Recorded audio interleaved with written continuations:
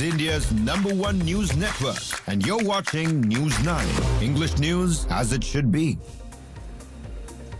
Hello and welcome. You're watching News 9 with me, Shweta Kothari. On the show today, we track the latest emerging from Davos, where the president of the European Commission has called the India-EU deal mother of all deals. And right ahead of budget, we're also tracking budget expectations as far as indirect taxes is concerned. All that and more on Morning Brief at 9.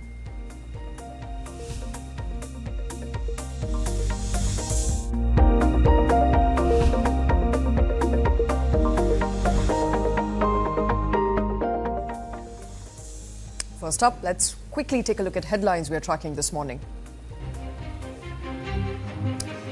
India-EU free trade deal nears completion as Ursula von der Leyen calls it a historic agreement in the making. Russia's Prime Minister says India is a key trade partner as bilateral trade hits record highs amid Moscow's shift to friendly nations.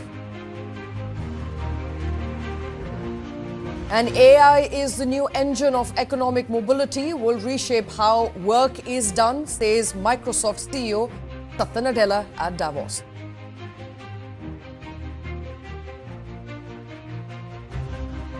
Gold breaches a record 1.5 lakh per 10 grams in India, while silver jumps to 3.23 lakhs per kg as safe haven buying surges amid global uncertainty.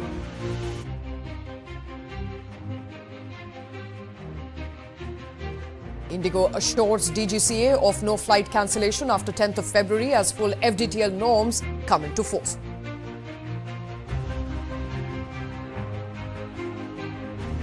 PhonePe gets SEBI approval for IPO as India's largest fintech prepares for landmark public listing. US President Donald Trump says Washington and NATO will reach an agreement on Greenland that satisfies all sides, even as his administration warns Europe could face tariff if it resists US demands.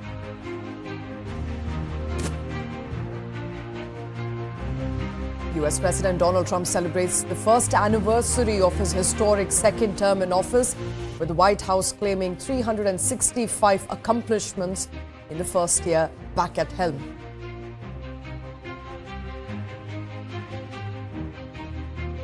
Donald Trump says he plans to slap a 200% tariff on French wines and champagnes, aiming to pressure French President Emmanuel Macron to back his proposed Board of Peace initiative.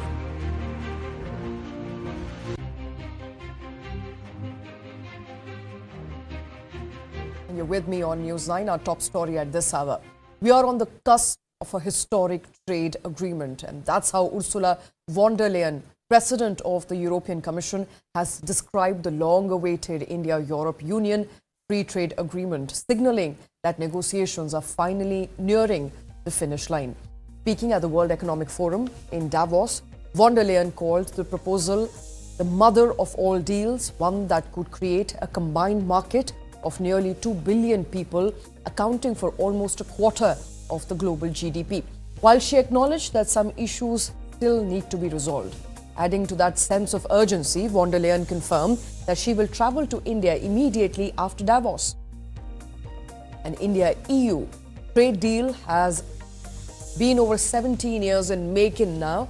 It's taken 17 long years to finally come to fruition, and negotiations began, remember, in 2007 under the then broad-based trade and investment agreement, but stalled by 2013 amid disagreements over tariffs, market access and intellectual property, as well as labor norms and environmental standards.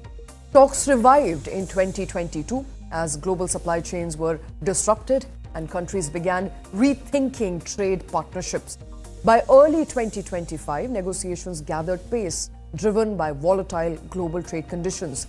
Remember, the European Union is India's largest trading partner in goods, and in 24-25, India exported goods worth nearly $76 billion to the EU, while imports stood at about $61 billion.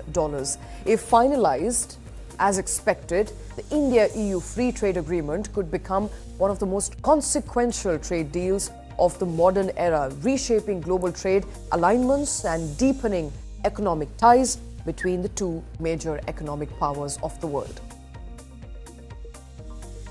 And right after Davos, the next weekend, I will travel to India.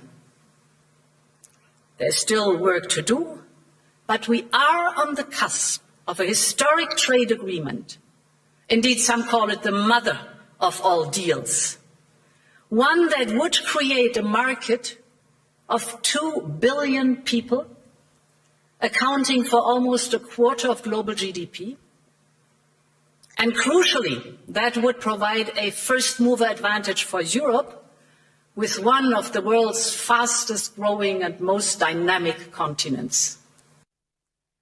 And India was among Russia's top foreign trade partners as Moscow redirected its energy flows to friendly countries. Russian Prime Minister Mikhail Mishustin said on Tuesday he pointed to strong growth in trade with India, China, Belarus and Kazakhstan. India-Russia trade has seen a dramatic surge in the financial year 24-25. Bilateral trade touched a record of $68.7 billion, up from about $13 billion in 2021, which is nearly a 5- to 6-fold jump in just 4 years. Both sides are now targeting $100 billion in trade by 2030, with cooperation expanding beyond energy into pharmaceuticals, defense and technology. Mishustin said that Russia has successfully redirected a large share of its energy exports to friendly countries despite Western sanctions, even though some energy flows require longer and costlier adjustments. He added that so-called backbone countries now account for nearly 80% of Russia's energy trade. Highlighting broader global shifts, Mishustin said that economic weight of the global south and east, led by BRICS nation, is fast rising, while the G7 is losing its relevance.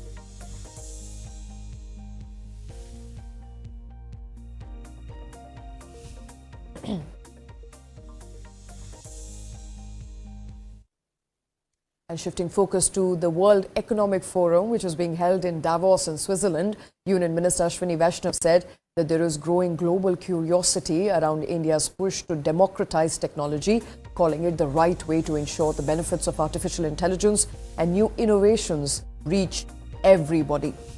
Speaking in Davos, Vaishnav said that the centre welcomes more Indian states joining World Economic Forum delegations in line with Prime Minister Narendra Modi's cooperative federalism vision.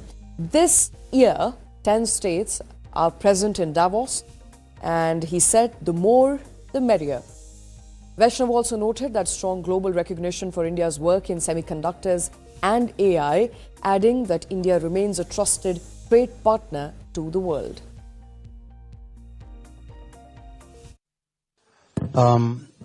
सारी दुनिया में भारत के talent की बहुत बड़ी पहचान है, चाहे कोई भी सेक्टर लो आप, चाहे सेमीकंडक्टर, एआई, सोलर, चाहे मेडिकल, हर एक सेक्टर में भारत के टैलेंट की बहुत पहचान है और बहुत बड़ा रिकॉग्निशन भी है। और साथ ही साथ जो भारत में नया इनोवेशन हो रहा है, उस इनोवेशन के प्रति दुनिया की एक बहुत बड़ी पहचान है। एक जो नया मॉडल दिया है, डेमोक्रेटाइजेशन ऑफ टेक्नोलॉजी, माननीय प्रधानमंत्री जी ने जो नया मॉडल दिया है, उसकी भी बहुत चर्चा है। उस मॉडल को लेकर भी कई पॉलिसी मेकर्स इंक्वायरी कर रहे हैं, पूछ रहे हैं। फिर दूसरा, किस तरह से हमने हर चीज में इनोवेशन पे फोकस किया है, उसके बारे में भी बहुत चर्चा। किसी एक ने आज कहा था कि, एक बड़े सीनियर लीडर ने कहा था कि भारत का जो digital personal data protection act है, वो ब्लूप्रिंट है दुनिया के लिए। इस तरह के सेंटेंसेस भी सब जगह सुनाई देते हैं।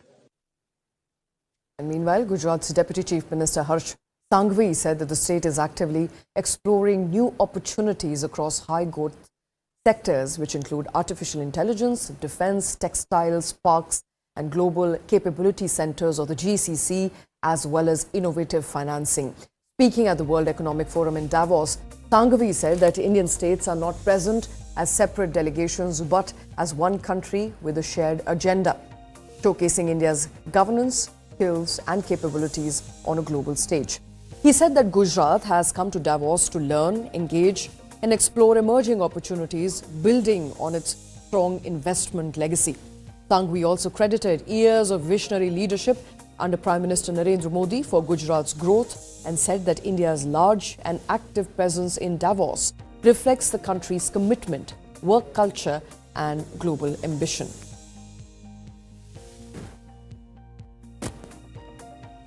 Gujarat is having a strong investment legacy. In Vibrant Gujarat 2024, Gujarat has got the interest of more than 45 lakh crore rupees MOUs. And in recent time, in last 3 months, in regional Vibrant Gujarat, Gujarat has got interest of more than 11 lakh crore MOUs. So Gujarat is here to see the new opportunities in AI, defense, GCC, the textile parks, financing new investment plans. So we are here to learn, we are here to get more opportunities for our state, for our nation. And in a major push for Mumbai's 3.0 vision, Maharashtra Chief Minister Devendra Fadnavis said that 5 MOUs have now been signed at the World Economic Forum for the Raigad-Pench Smart City projects, which include 4 with Singaporean companies. He was also speaking in Davos. Fadnavis said that the projects will come up just 15 to 20 kilometers from the Navi Mumbai airport and mark a first-of-its-kind public-private joint venture where private partners buy land and the government develops it through MMRDA. The proposed smart city will host a world-class business district, GCC, fintech firms, and is expected to be larger than Mumbai's BKC, expanding from 300 acres to nearly 1,000 acres. Fadnavis said that the focus in Davos is not just on MOUs, but long-term strategic collaborations in the areas like fintech, medtech, urban planning, innovation, partnerships that will not just benefit Mumbai, but all of Maharashtra as well as India.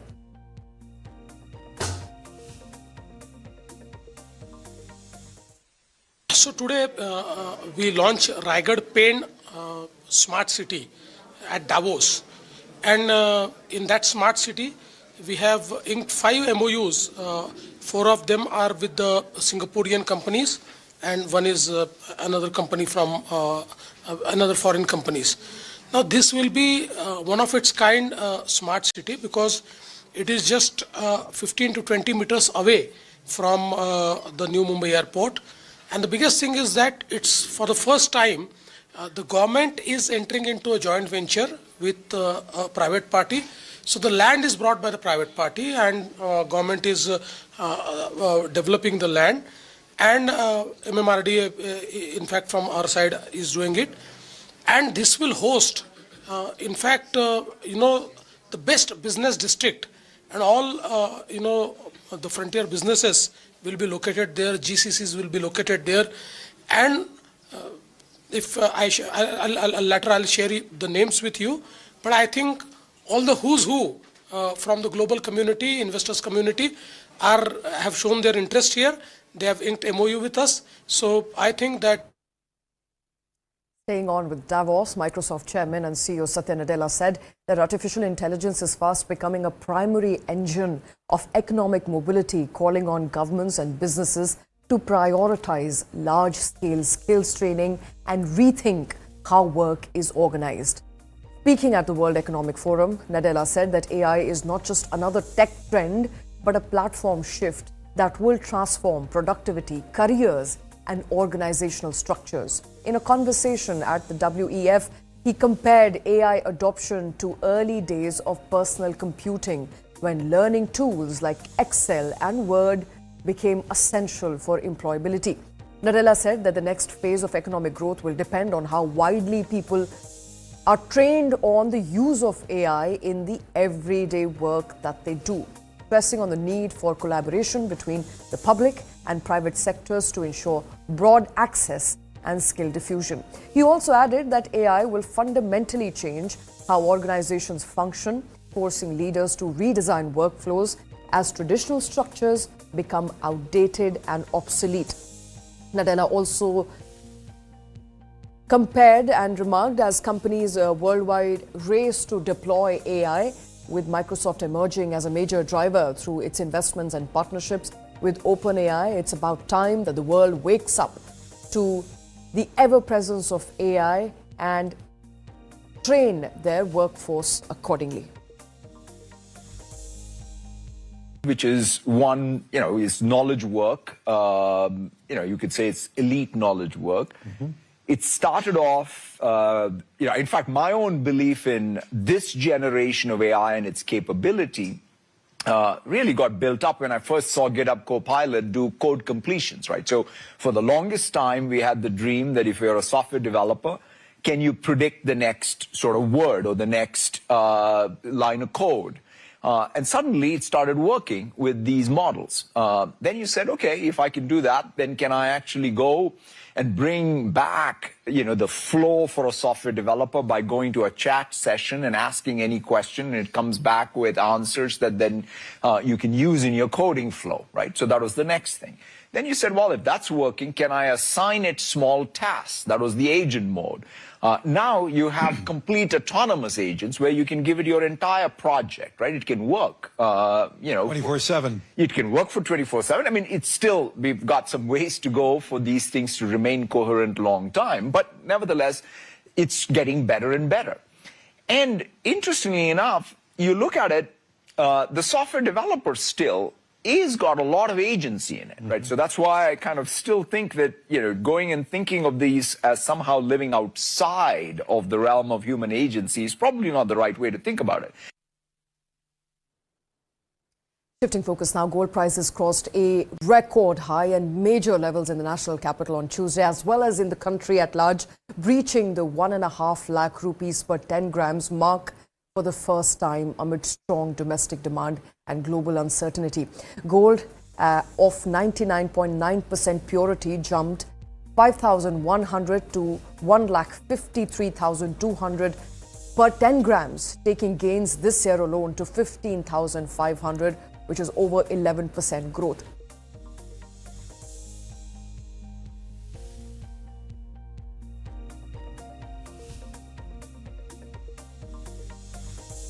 Say that the rally is being driven by weak rupee and fresh tariff moves by US President Donald Trump that have revived trade concerns, adding to gold's safe haven appeal.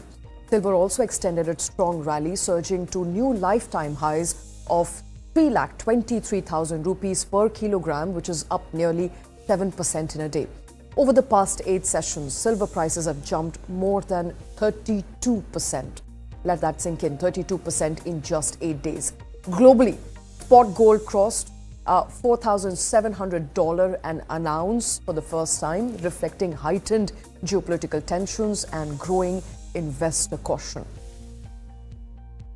The country's largest airline, IndiGo, has told aviation regulator DGCA that it will not cancel any more flights and hasn't done so since 10th of February, when the full set of flight duty time limitation rules came into force. The DGCA had temporarily relaxed some FDTL norms for IndiGo until 10th of February, after which the airline cancelled, remember, 4,000 flights. Since the airline cancelled 4,000 flights, the FDTL rules were kept in abeyance, but the aviation regulator has now been informed that those FDTL rules are in full force.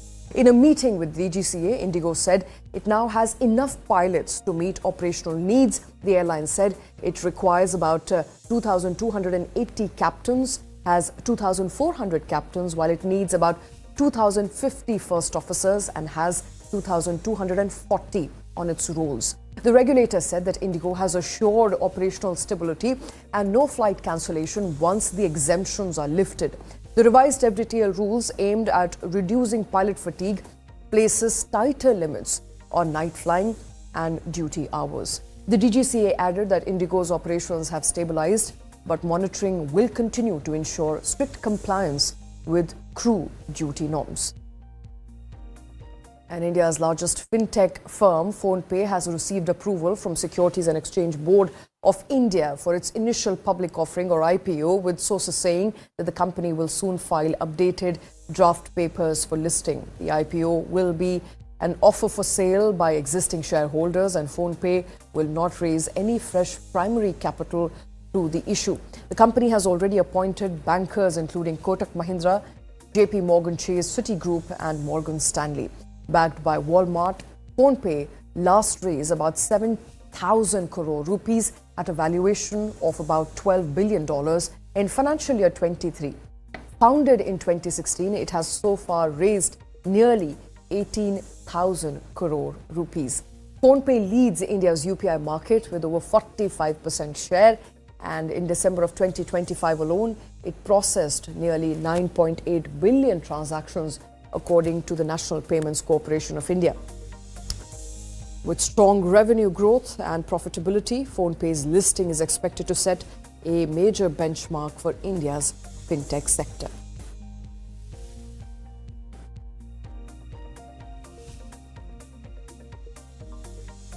And time now for a very short break. Up next, coming up, stories that we are tracking globally. You are watching Morning Brief at 9.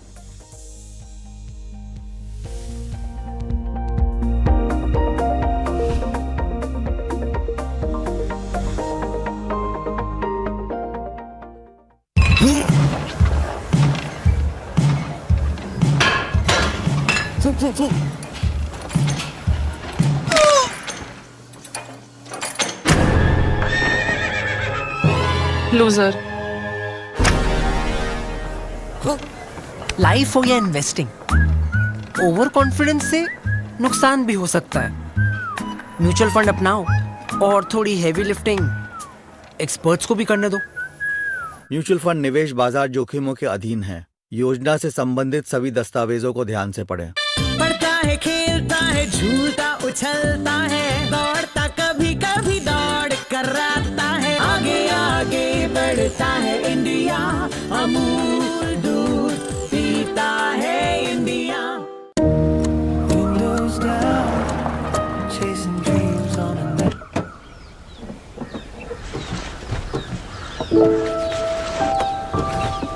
With Skoda Supercare and growing network across 180 plus cities, you never drive alone. Skoda.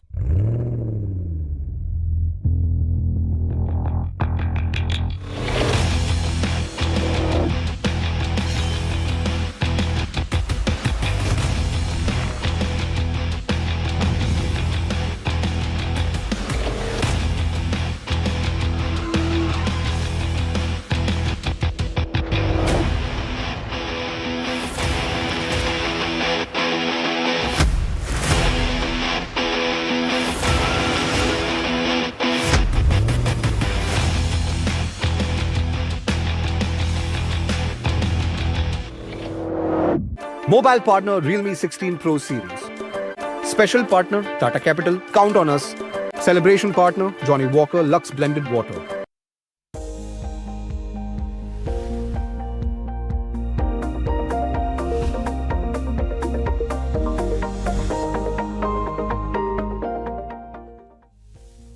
Welcome back. You're watching Morning Brief at 9. US President Donald Trump said on Tuesday that Washington and NATO would reach an agreement on the future of Greenland that would satisfy all sides. However, members of Trump administration warned that the US could impose tariffs on European countries if they refuse to agree on America's demands, keeping pressure on allies growing amid dispute. Take a look. U.S. President Donald Trump expressed optimism Tuesday that a deal can be reached to address his interest in acquiring Greenland, a territory of NATO member Denmark. How far are you willing to go to acquire Greenland? You'll find out.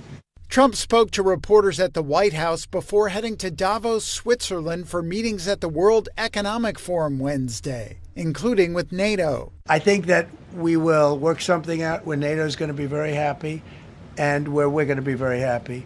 But we need it for security purposes. We need it for national security and even world security. Earlier, Trump posted an AI image on social media showing him planting a flag on the Arctic island, with members of his administration behind him. Another featured a map in the Oval Office indicating Canada and Greenland were under U.S. control. European leaders took to the stage in Davos, attempting to project the continent's strength, though it was not immediately clear how the European Union will eventually respond. French President Emmanuel Macron said the EU should not bend to the law of the strongest. We do believe that we need more growth, we need more stability in this world, but we do prefer respect to bullies, we do prefer science to plotism, and we do prefer rule of law to brutality. Trump has vowed to impose tariffs on countries that stood in his way. Canadian Prime Minister Mark Carney expressed his disapproval of that approach. Canada strongly opposes tariffs over Greenland and calls for focused talks to achieve our shared objectives of security and prosperity in the Arctic. Meanwhile, U.S. Trade Representative Jamieson Greer explained the administration's rationale. I would say that that is an appropriate use of tariffs. So I have, as you noted, I've gone over the economic rationale for all of this. In the United States, other countries as well, there's a long history of using tools that are at the nexus of economics and national security. U.S. Commerce Secretary Howard Lutnick said if the EU were to retaliate, it would likely repeat the pattern that occurred before the two sides agreed on a trade deal last year. Then we'll be back to a tit for tat, which is how we began, and it will end in a very positive conversation between Donald Trump and Ursula von der Leyen, which is what happened last time. So you can start with a kerfluffle, but in the end, right, the United States and Europe are great allies. Trump's renewed tariff threats against European allies have revived talk of the Sell America trade that emerged in the aftermath of his sweeping tariffs last April. Wall Street's main indexes ended sharply lower on Tuesday, and U.S. Treasuries were sold off. U.S. President Donald Trump said on Tuesday, marking the first anniversary of his return to office for a historic second term, hailing what he described as the 365 accomplishments that took place over the past year of his presidency. The administration released a detailed document outlining these claims, which were highlighted during a press briefing at the White House. President Trump entered the briefing room to applause and said his team had delivered more achievement in its first year than any administration in modern history. He also pointed to military action, border enforcement, economic performance, and foreign policy as key areas of progress. Take a look.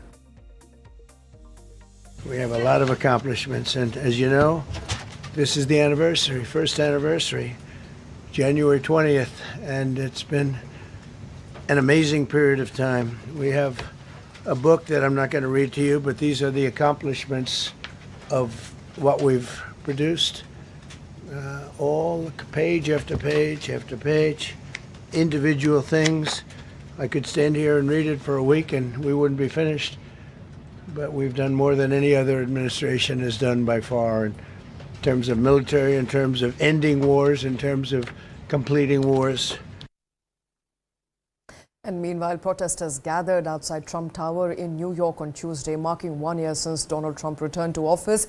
Demonstrators held placards reading "Impeach Trump, No Kings," and "Stand Up, Walk Out, Free America," calling for the president's removal and voicing opposition to his administration's policies. The protest coincided with the White House's celebrations of the Trump's first year back in office, highlighting the sharp political divide in the U.S.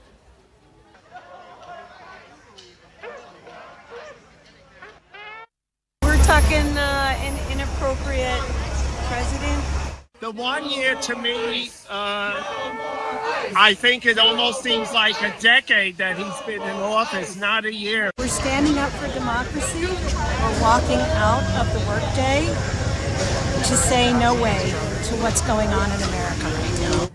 And Donald Trump also said on Tuesday that he's considering involving Venezuelan opposition leader Maria Corina Machado in some capacity in her home country's future affairs, although he did not specify what role she might play. Trump's remarks come during a press briefing at the White House after a recent meeting with Machado, who earlier this month presented him with her own Nobel Peace Prize amid dramatic upheaval in Venezuela. I'm loving Venezuela. They've been working with us so well. It's been so nice. and an unbelievably nice woman also did a very incredible thing, as you know, a few days ago. We're talking to her, and maybe we can get her involved in some way. I'd love to be able to do that. Maria, maybe we can do that. But we're dealing with the people and the president and all of the people in Venezuela, and we've been doing great. Donald Trump also said he plans to impose a 200% tariff on French wines and champagnes, claiming that the move would pressure French President Emmanuel Macron to join his proposed Board of Peace initiative, which is aimed at rebuilding Gaza. Take a look. US President Donald Trump threatened to hit French wines and champagnes with 200% tariffs. It's an apparent effort to get French President Emmanuel Macron to join his Board of Peace initiative. Trump's initiative would start by addressing Gaza and then expand to deal with other conflicts. But it raises questions about the role of the United Nations, and a source close to Macron said the French president intended to turn down the invitation to join. Oh, did he say that? Well, nobody wants him because he's going to be out of office very soon. So, that's all right. What I'll do is if they feel like Costo, I'll put a 200% tariff on his wines and champagnes, and he'll join. But he doesn't have to join. Macron is due in Davos for the day on Tuesday before a scheduled return to Paris in the evening. Élysée aides have said there are no plans to extend his stay to Wednesday, when Trump arrives in the Swiss mountain resort town. In another shot at the French leader, Trump published a private message from Macron. The French leader's message said he didn't understand Trump's actions over Greenland. Wines and spirits exported to the US from the European Union currently face a 15% tariff. That's a rate the French have been lobbying hard to reduce to zero. The US is the largest market for French wine and spirits, with shipments to the country at $4.4 billion in 2024.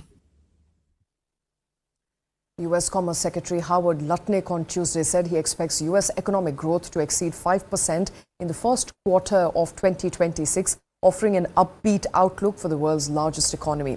Lutnick, whose department oversees the Bureau of Economic Analysis that compiles the GDP data, stressed that the projections reflect his own personal view and not the official forecast. Take a look.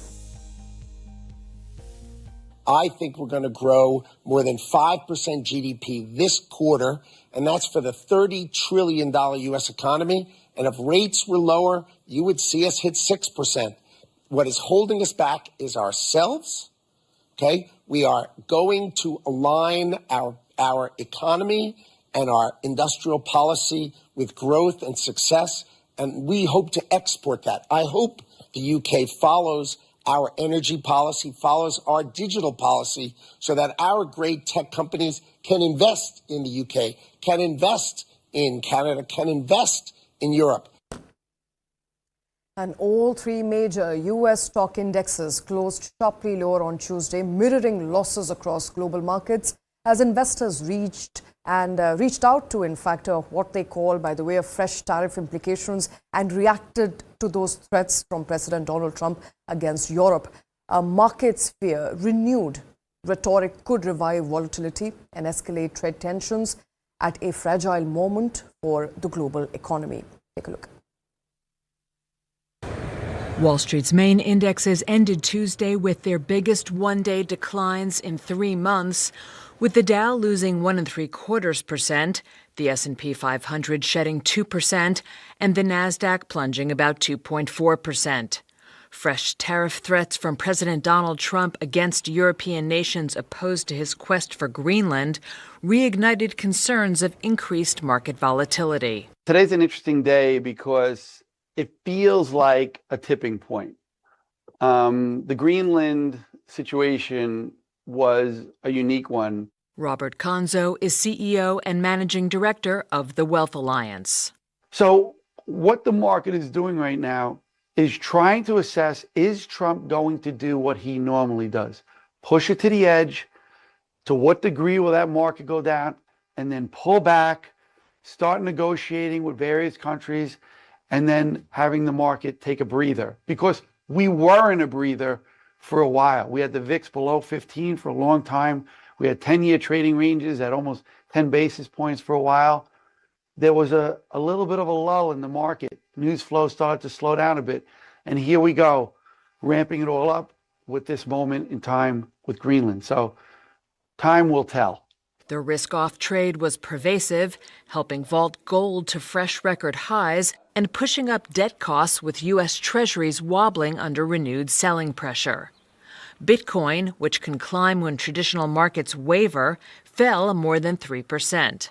Fourth quarter earnings season is also kicking into high gear, with several industry bellwethers reporting this week. Among them, industrial giant 3M on Tuesday forecast annual profits slightly below Wall Street estimates, sending its shares down roughly 7%. Other companies reporting on Tuesday included Netflix, which remains locked in a fierce bidding war for Warner Brothers Discovery. The streaming leader squeaked past Wall Street's revenue estimates, but shares dropped more than 4% in extended trading. Streaming platforms captured nearly half of all U.S. television viewership in December, driven by Netflix's Christmas Day, NFL games, and the final season of Stranger Things, according to data released by Nielsen. The milestone highlights how streaming continues to reshape viewing habits even during peak holiday television periods. Take a look. Streaming services captured nearly half of all U.S. television viewership in December, powered by Christmas Day NFL games on Netflix and its highly anticipated final season of Stranger Things. That's according to a report Tuesday by audience measurement firm Nielsen.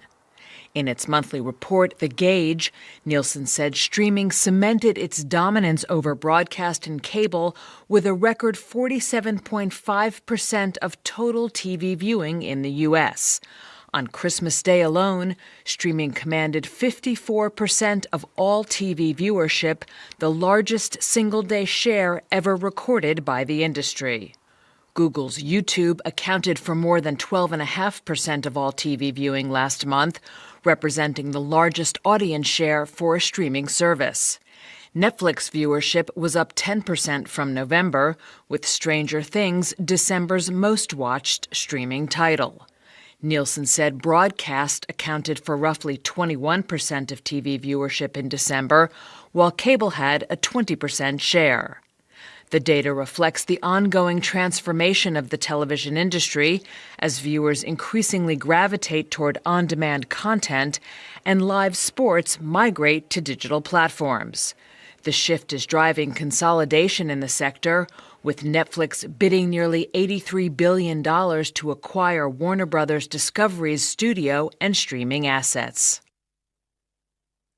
And Netflix has now shifted to an all-cash bid for Warner Brothers Discovery Studios and streaming assets, keeping the offer at $82.7 billion as it looks to block rival takeover efforts by Paramount. The move sharpens the battle for control of one of Hollywood's most powerful content libraries. Netflix switched to an all-cash offer for Warner Brothers Discovery's studio and streaming assets on Tuesday. But it didn't increase its $82.7 billion bid. The streaming giant wants to beat Paramount's rival efforts to buy the Hollywood giant. According to a regulatory filing, the new all-cash bid at $27.75 a share has unanimous support from the HBO owners board.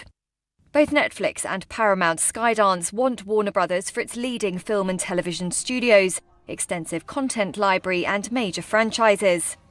These include Game of Thrones, Harry Potter, and DC Comics superheroes Batman and Superman. Paramount has changed its terms and engaged in an aggressive media campaign to try and convince shareholders its bid is superior. But Warner Brothers has so far rejected the David Ellison-led company. Shares of Netflix, which is slated to report quarterly earnings after the market close, were up more than 1% before the bell, though they've fallen almost 15% since announcing the merger in early December. The drop was part of Paramount's argument that its bid was superior. Warner Brothers rejected the Paramount bid, as it argued its all-cash offer was insufficient after factoring in risks, costs and uncertainties.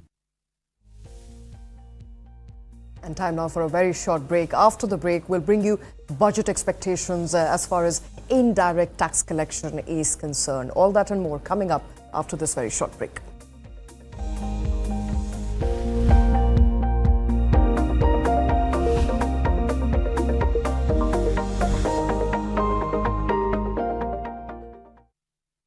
पढ़ता है खेलता है झूलता उछलता है दौड़ता कभी कभी दौड़ कराता है आगे आगे बढ़ता है इंडिया अमूल दूध पीता है इंडिया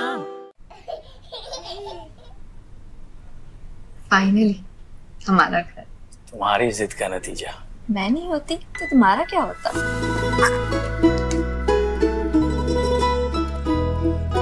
इनकी जिद ने आज इन्हें दिया एक permanent address Tata capital home loans के साथ।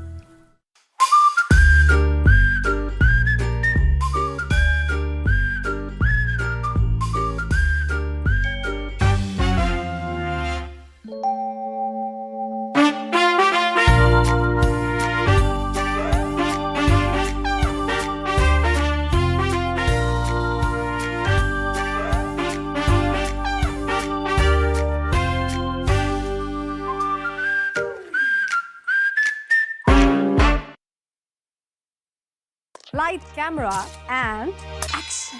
Kick back, relax, grab your favorite snack because News 9 is here with your weekend dose of entertainment. It's time to take a deeper dive into the buzzworthy happenings of the entertainment world. From celebrity gossips to exclusive conversations, from nostalgic moments to News 9's pick of the week. Don't worry, we've got you covered here.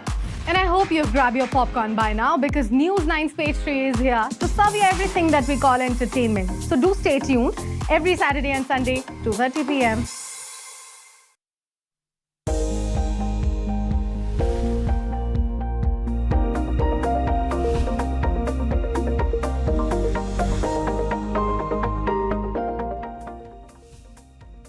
Welcome back. You're watching Morning Brief with me, Shweta Kothari. As Budget 2026 draws nearer, we continue to discuss all aspects of the budget, the expectations, the wish list of different sectors. Joining us on the show is Manoj Mishra, partner and tax controversy management leader at Grant Thornton Bharat, to really understand what is the wish list for indirect tax collection, one of the primary growth and revenue drivers for the government. Mr. Mishra, thank you very much for taking time out for joining us on the show. Let me quickly begin by setting the tone for how the year has been. It's been a phenomenal year as far as GDP numbers is concerned.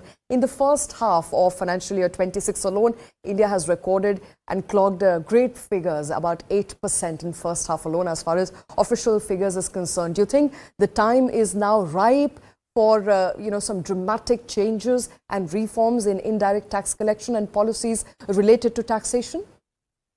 Thanks. So first, let's understand that most of or I would say the major changes has already been taken place in GST in September, where we have seen that a lot of ease of doing business and like rate reduction, which benefited around like 350 items which are being used by consumers directly.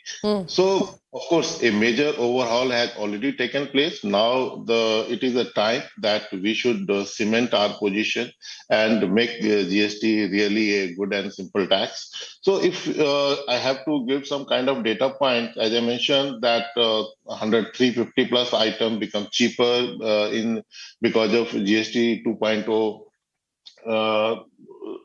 Like it has given around 1.8 to 2 lakh crore additional amount in the hands of consumer, which will definitely get into economy and boost economy further and create employment. So it is a circle which is working in favor of India.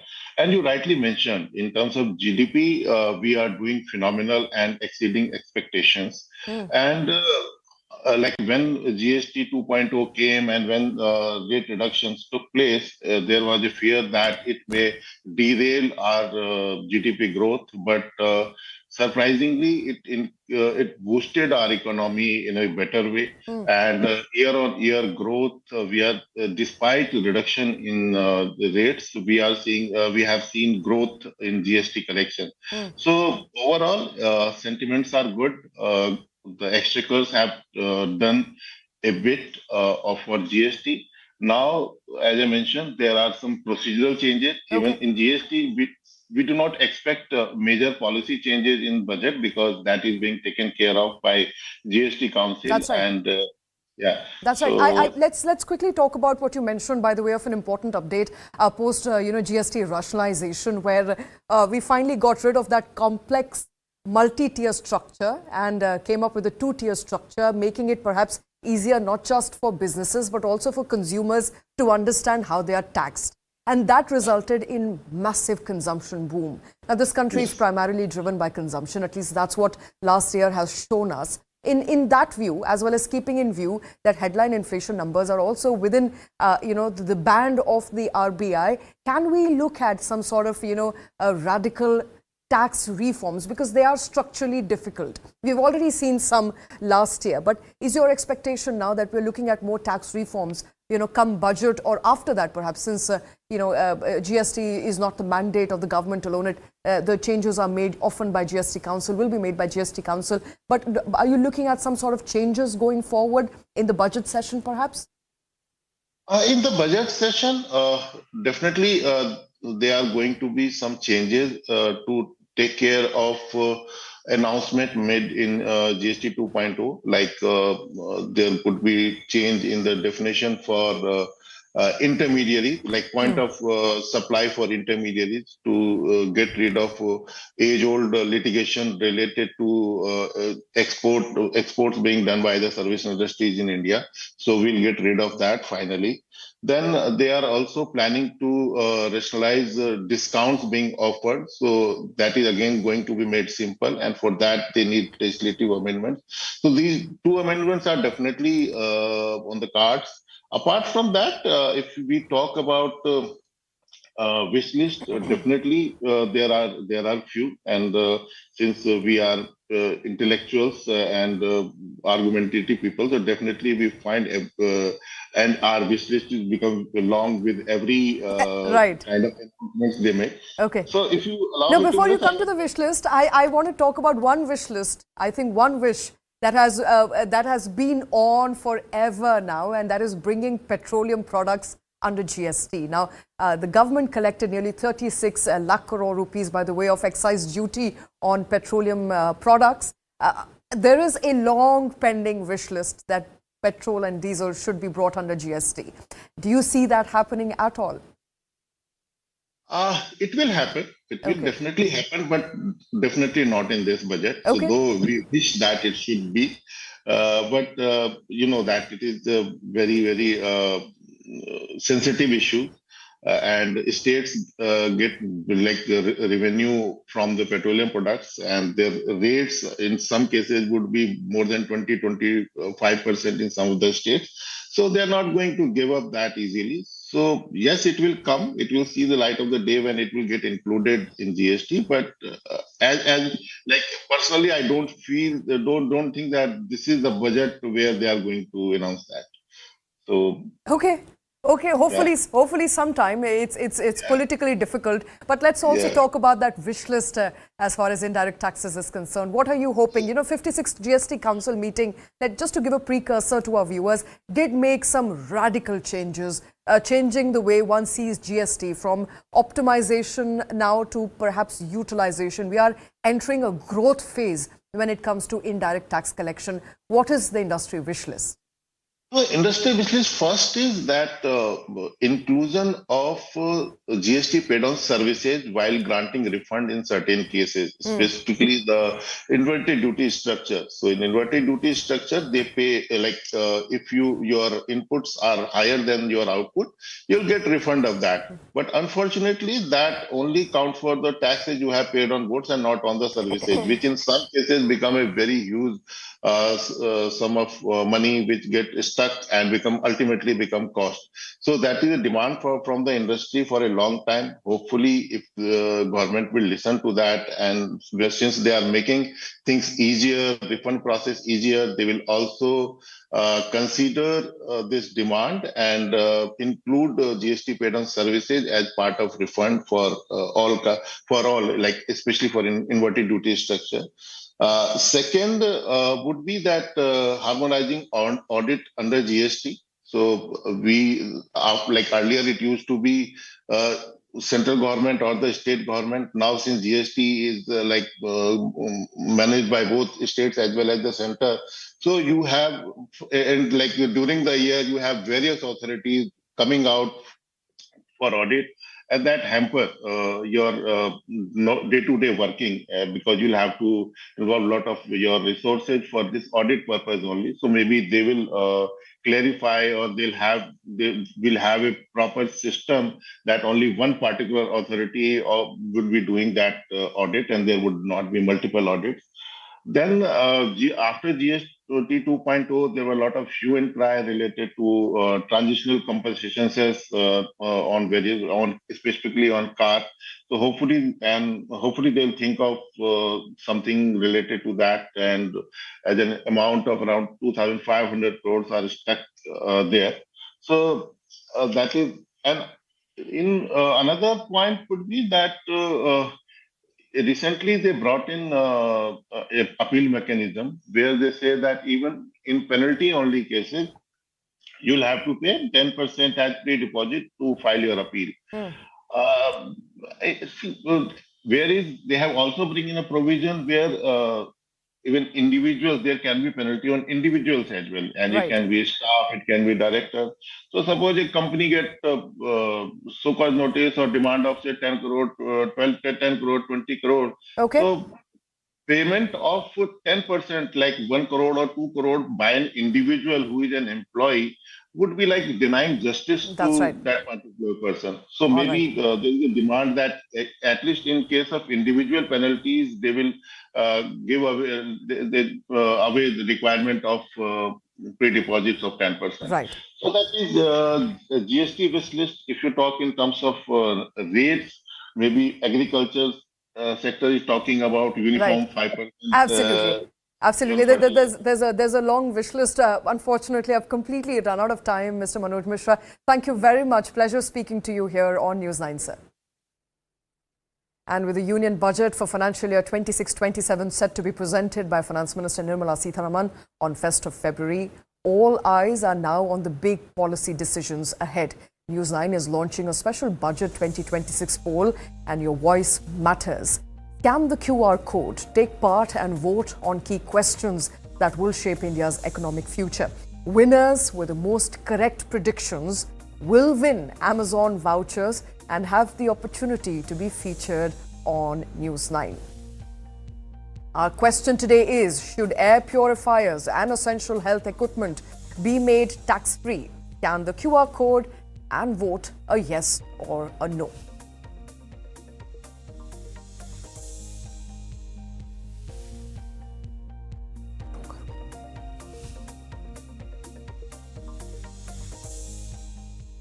And as 1st of February draws closer, the challenge before the government is clear.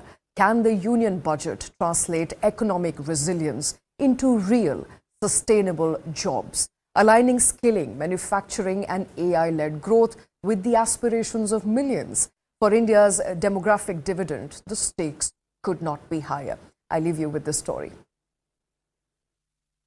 As the Union Budget 2026 draws closer, all eyes are on whether Finance Minister Nirmala Sitharaman will unveil policies to boost employment at a time when India's demographic dividend is running up against structural challenges in the job market.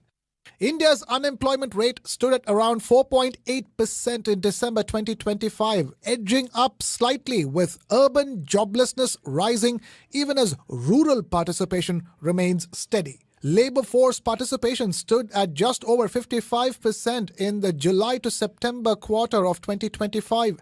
Female participation rose marginally to 33.7%, while the worker population ratio inched up to 52.2% according to official labor data. Despite falling headline unemployment, economists warn that underemployment and informal jobs remain widespread, with nearly 90% of India's workforce still in gig work, raising concerns over job quality and income security. One area showing sustained momentum is Global Capability Centers, or GCCs. India hosts 1,800 plus GCCs clustered in cities like Bengaluru, Hyderabad, Pune, Chennai, Mumbai, NCR, Coimbatore, Jaipur, Kochi and Indore. Together, these centers employ between 1.9 and 2 million professionals. Industry estimates put their annual economic value at around $65 billion, with hiring growing 4 times faster than traditional IT services. By the end of this decade, the GCC workforce could expand to as many as 3.5 million people. Analysts say GCCs are no longer back-office centers. They now anchor innovation, R&D, product engineering and AI governance, making them a structural pillar of India's white-collar employment story. Artificial intelligence is reshaping the employment landscape, but with little nuance. A NASSCOM Indeed study finds AI already handling 20 to 40% of tech work in India, while human expertise remains essential. India's tech and AI ecosystem now supports millions of jobs, with around 1.8 lakh startups deploying AI, cloud and data technologies. Demand is rising for skills in analytics, AI governance, cybersecurity and advanced engineering, putting pressure on skilling and reskilling systems to keep pace. Manufacturing, long seen as the engine of mass employment, continues to lag, with job creation trailing output growth despite strong GDP numbers. Government data shows production-linked incentive schemes have attracted 2 lakh crore rupees in investment so far, creating about 12.6 lakh direct and indirect jobs and triggering nearly 19 lakh crore rupees in incremental output. Sector-wise, solar manufacturing has created around 43,000 jobs. Mobile manufacturing has added about 1.3 lakh direct jobs, while the textiles PLI is expected to generate over 22,000 jobs from government-approved projects. Industry proposals ahead of Budget 2026 call for expanding PLI coverage and linking incentives to industry capabilities to make manufacturing jobs-led, not just output-led. With the economy holding up amidst global uncertainty, Budget 2026 may focus on wage subsidies, skill programs and employment-linked incentives to drive job creation. The India Skills Report 2026 shows project-based hiring rising by around 40%, overall employability improving to 56.3%, and for the first time, women surpassing men in job readiness. For a country with the world's largest working age population, employment is not just a policy goal, it is an existential challenge. Budget 2026 may not solve everything, but if fiscal tools align with the realities of AI disruption, GCC growth and manufacturing reform, India's demographic dividend could turn into a success story. All eyes on February 1st. Can Budget 2026 deliver jobs for Bharat?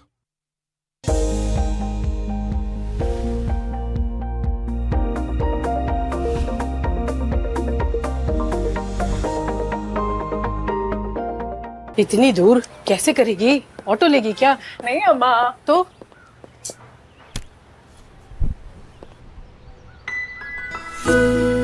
Surprise, जिद्दी लड़की।